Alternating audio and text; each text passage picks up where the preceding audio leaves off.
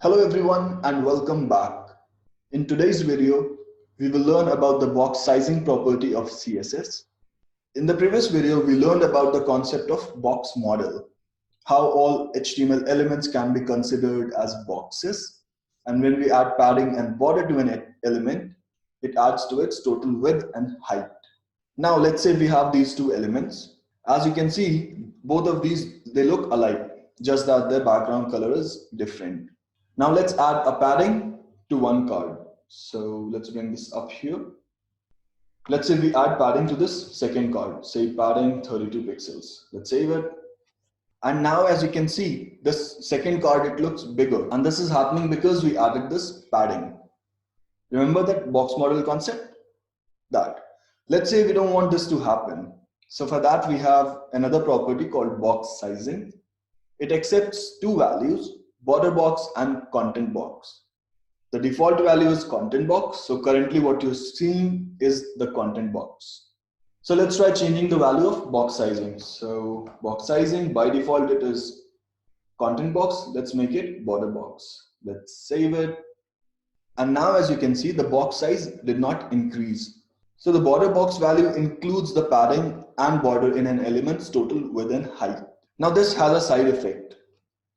Let's check that out. Say, instead of these text, we had image here. Let's add a class, say image. Let's give it an image URL. So I've got an image here. Let's just paste it. Let's give it an alternate text, say random image. Let's copy this image tag and paste it for the second one as well. Let's save it. Let's bring up our code editor here. Let's add some styles for this image. So image, say width 100%. So what we are telling here is take the 100% of the width available inside the parent element. All right. So as you can see, the first one is taking the entire width because there's no padding or border in that division.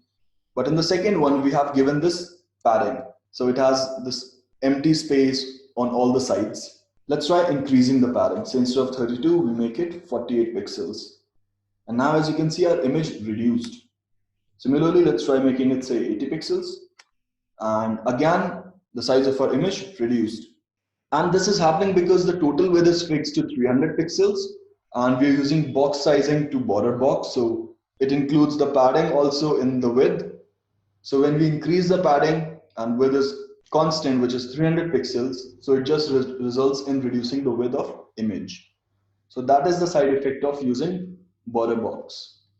Say for example, we add the padding here as well, say padding 32 pixels. Let's save it.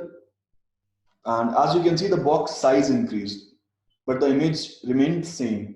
Similarly, let's try increasing it more, say 60 pixels.